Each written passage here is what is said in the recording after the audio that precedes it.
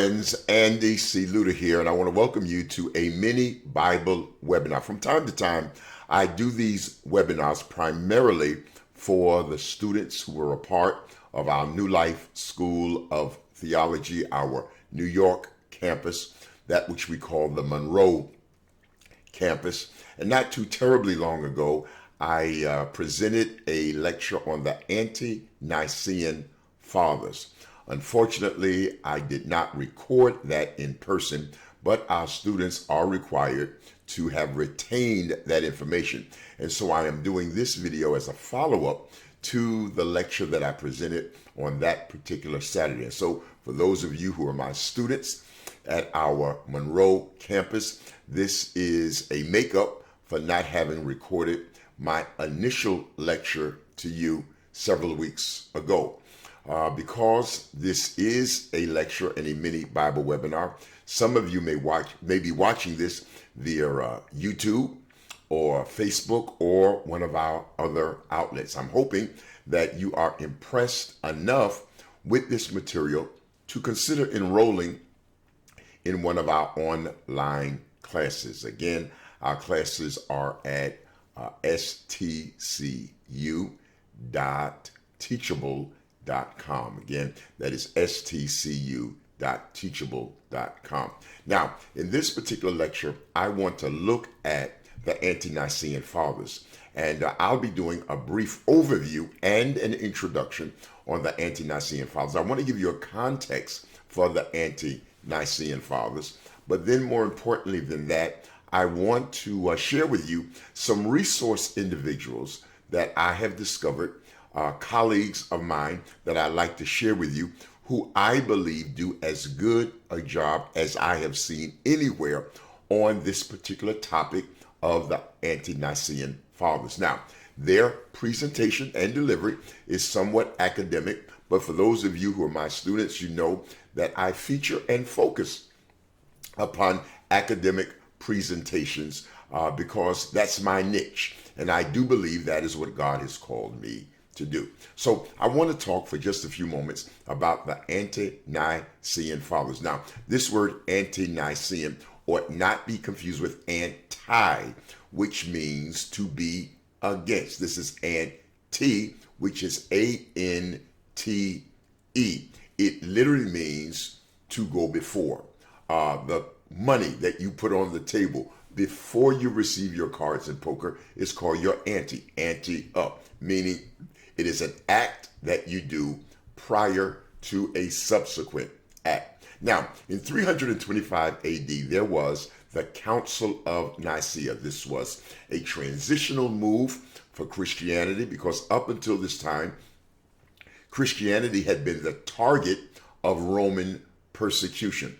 However, after 312, some argue 318, with the arrival of Constantine in Rome as emperor, he adopts Christianity as the official religion of the Roman Empire. And not too terribly long after he does so, whether you embrace the date of 312 or 318, certainly in 325, Constantine convened the first of 21 ecumenical councils where the church could be brought on one accord and orthodoxy could be established for the early Christian church.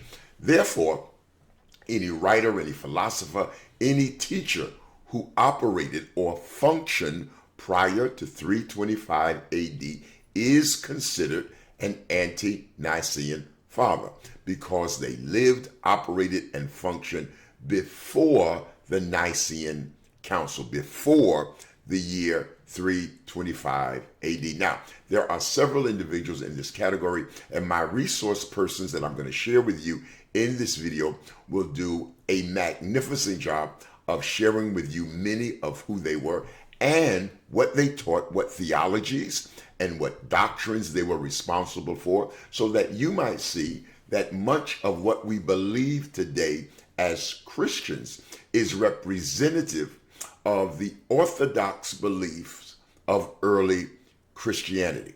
Now, before I get to that, I myself would like to spend just a moment or two giving you a historical context for the Ante-Nicene Fathers. Now, again, you will remember that they all operated prior to 325 AD.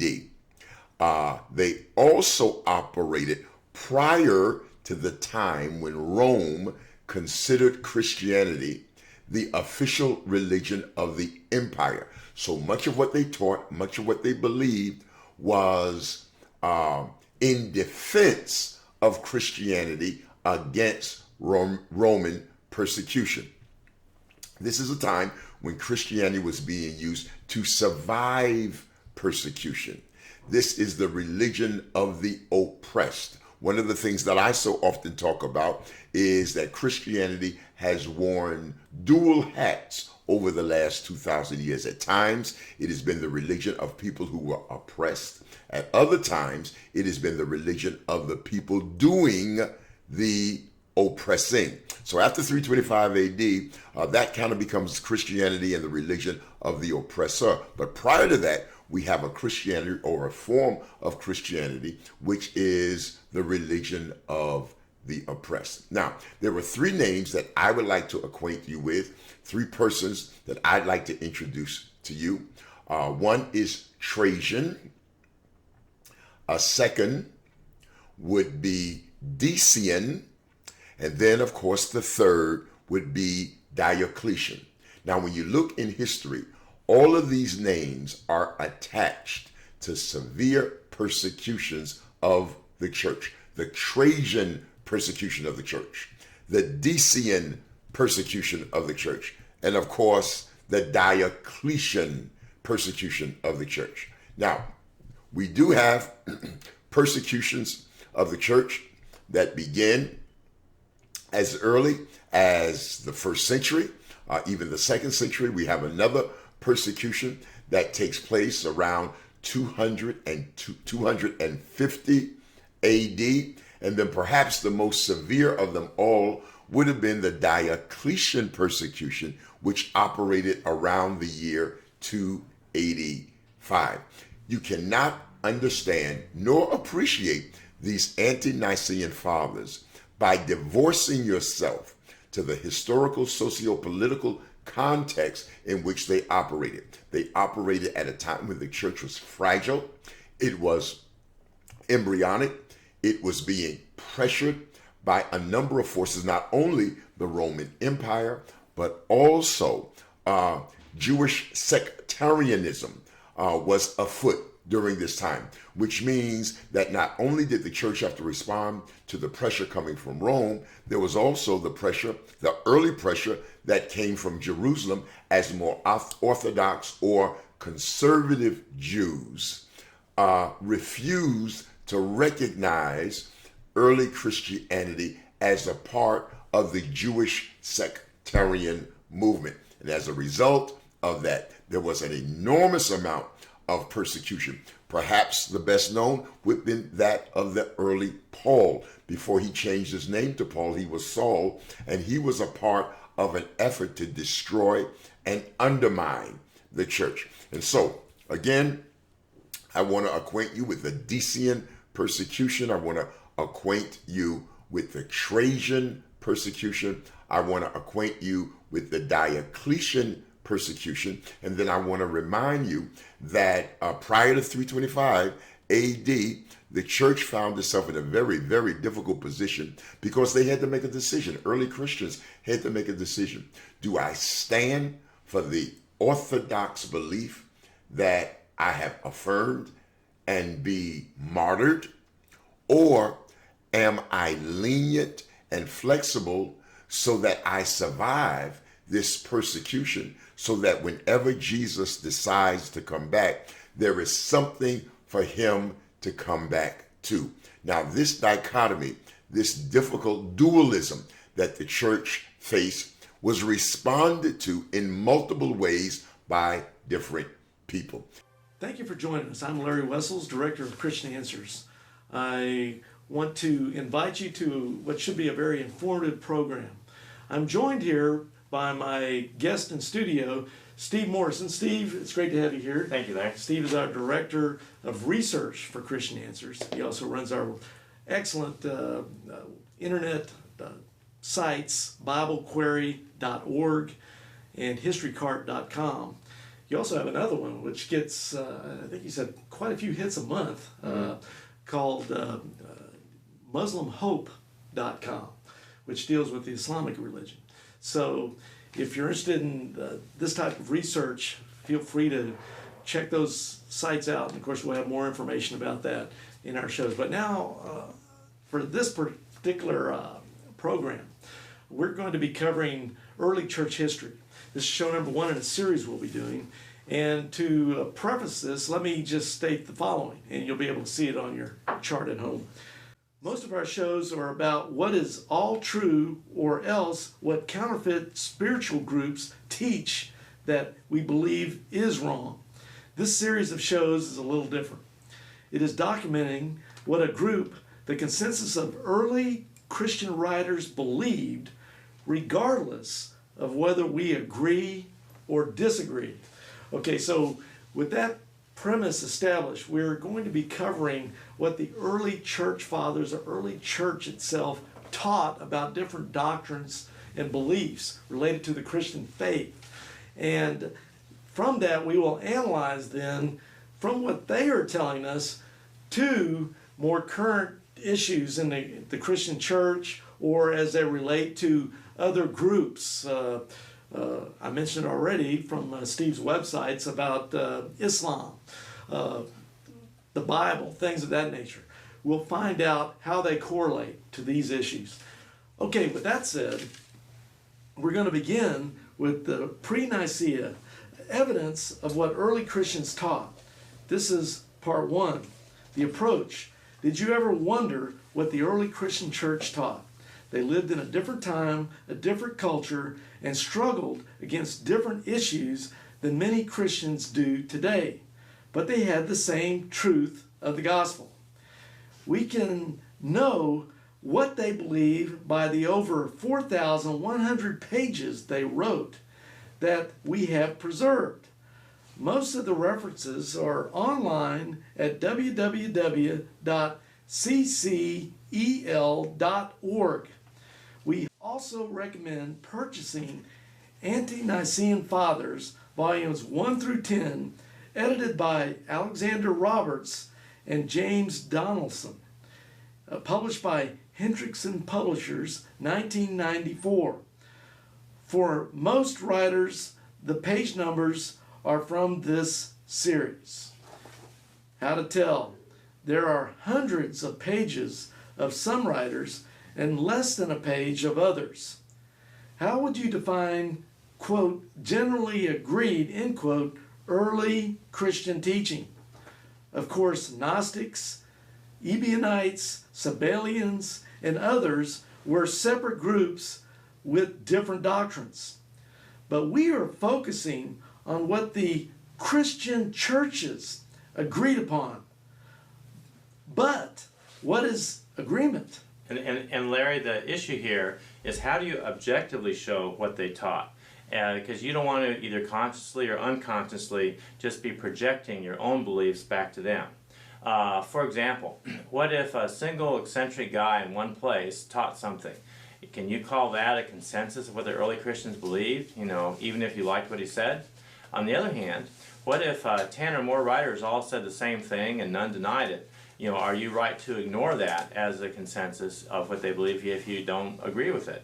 So we need to have some objective standard that we can use. And so for the standard that I've chosen, of all the early pre-Nicene writers, and there are about 82 of them, prior, and Nicaea was in 325 AD, I call it a generally agreed upon doctrine if 4 or more writers agreed to it and none denied it. Now, while early Christians weren't perfect, just like Christians today aren't perfect, we can really see what it is that they studied and that they taught, and the faith that they died for. And of course, many of these guys, the New Testament Greek was their native language, especially in the East. And they dreamed in that language, and so we can see how did they look at the Bible that we have today. We can also discover doctrines that are already in the Bible, but they maybe we're kind of neglecting them today, and we're looking at them. And also we can look at things that some people kind of take for granted that early Christians taught, but actually the early Christian tradition didn't teach at all. Okay, so what we're going to do is we're going to look through, if we didn't have any Bibles, if all we had were the early Christian writers, what could we say about Christianity? Now, when I have shown this to Christians, I get two different responses, and both of them are actually valid. The other is kind of a ho-hum, so what response. It's like, well, what essential truths are you going to learn that aren't already in the Bible? And the answer is none whatsoever. There are maybe a few errors we might disagree with, but there's no truth there. And so if you're looking for truth, to find truth, the Bible is all you need. Other Christians seem very excited about this because while it doesn't show any new truth, it shows evidence that the same thing that we believe now is the same thing that they believed back then, and it documents this in an objective manner. So we're going to look at this and say, well, what can we establish they taught, and what can we not establish? Now, I'll say that sometimes it's difficult to count because they might have, let's say the same thing, use a slightly different word, and my numbers I give might be slightly off. But I think that overall my total numbers are accurate within about at least 4%. So we're going to look and see what they have. All right. Now we're going to be looking at a early Christian theology roadmap, you might say. There are many admirable people during the time of the early pre-Nicene church, but there are some real characters too. Before we get into what they taught, we are going to introduce briefly a who's who of some of the people. We will hear some alternate viewpoints also. All right, Steve, let us begin with some of the earliest writers and move along this roadmap. Okay, well, one of the earliest writers was Clement of Rome, and of Rome to distinguish him from a later person named Clement. And he wrote about 97-98 AD. Now, this is actually earlier than some people think that John finished the book of Revelation. So he was, right at the tail end or the time that the Bible was written. And he wrote a letter to the Corinthians, and you could kind of sum up his letter as, why aren't you doing the things Paul told you to do 50 years ago? And he wrote extensively about the blood of Christ and the atonement, and he quoted a lot from the book of Hebrews. And he was a good writer. The only quibble I have about him is that he used the phoenix bird of Arabia, which died every 1,000 years and was reborn, as a natural illustration to point to the resurrection of Christ. And that's a nice illustration, except the phoenix bird didn't really exist, and we don't think that Clement knew that. So he wasn't perfect. But, and there is a Clement mentioned in Philippians 4:3. Whether that's the same Clement as this Clement of Rome or not, we really don't know. Moving on, there is Ignatius. Now, Ignatius, the early writers loved to quote Scripture. Ignatius probably quoted Scripture a little bit less than some of the others. You can sort of understand because his teacher and discipler was the Apostle John. And you can imagine somebody, arguing about some point, and he said, well, let me go and see what my discipler said. And he says, and if John says, that would kind of settle it pretty much. So prior to the death of the apostles, Christianity was a little bit different. They didn't have, all the books of the Bible for the first few decades, but they did have the apostles that they could go with. And today we often say, at least as Protestants, that that the Bible is the ultimate source of authority. Well, really, that's not quite true. Really, the ultimate source of authority is God. It's not the tradition. It's not the Pope. It's not the Bible either. It's God. But we can tell what God said by His Word.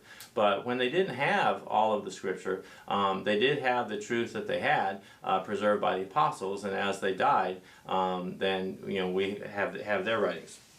So moving on, there were lots of persecutions that you can see on the chart. Trajan persecuted Christians, Hadrian persecuted Christians. We have the letter of Barnabas, which is sometimes confused by some Muslims with a medieval forgery called the Gospel of Barnabas, which is a totally different thing. But the letter of Barnabas, we don't know which Barnabas this was. Was this a Barnabas in Acts? Was this a different Barnabas? But it's generally a pretty good book. And moving on, we have 2nd Clement, and the writer of 2nd Clement never identifies who he was. But some people had thought in the past that this might be the same Clement as the Clement of Rome, so that's why it's called that. But the book never actually says that it's the same Clement, or even if it is a person named Clement at all. Okay. Then moving on, we get to Polycarp and Papias. Now, Polycarp and Papias, they were both also disciples of the Apostle John. And Papias wrote about 5 volumes worth of stuff. Unfortunately, most of it has been lost, except for a few fragments preserved by Eusebius. Polycarp was a martyr. He was asked to say, away with atheists.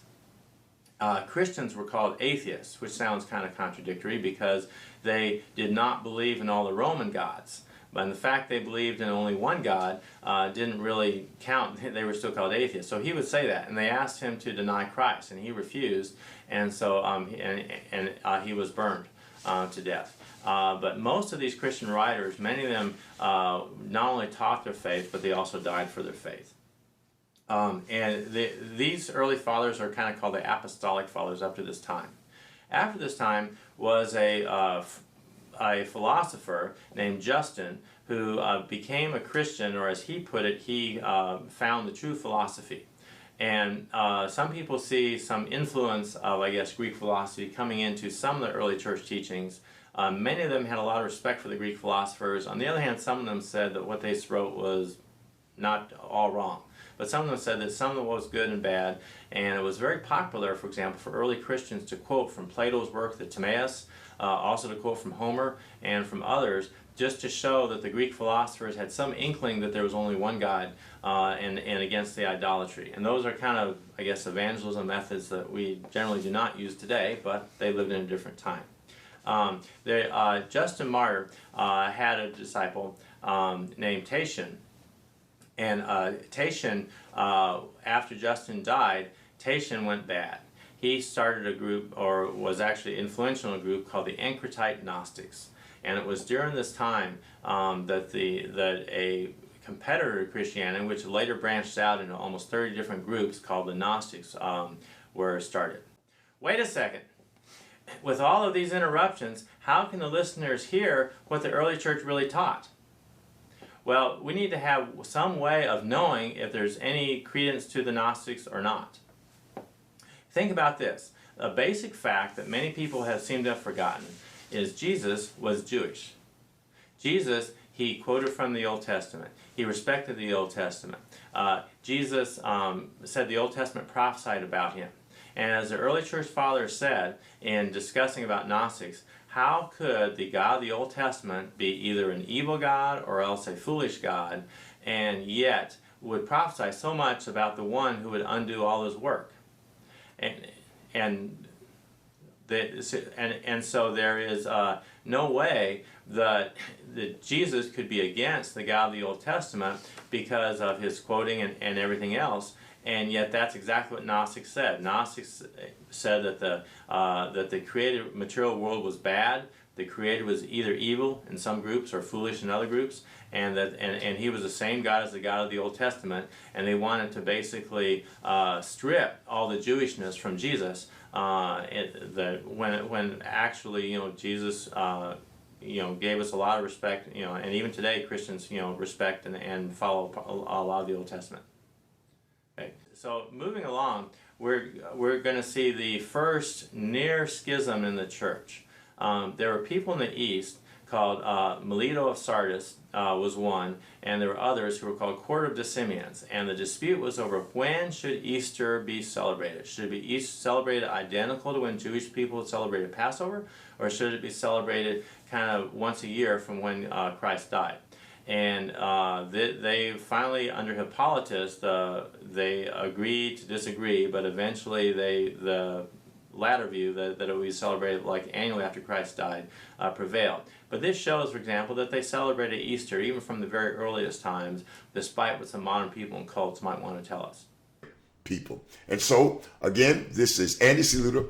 This is my presentation on the Ante-Nicene Fathers. I'm going to be sharing with you some enormous information that I think that you will appreciate and that I hope that will be comprehensive to you as we take a look at the Ante-Nicene Fathers. This will be the official material for those of you who are in my New Life School of Theology.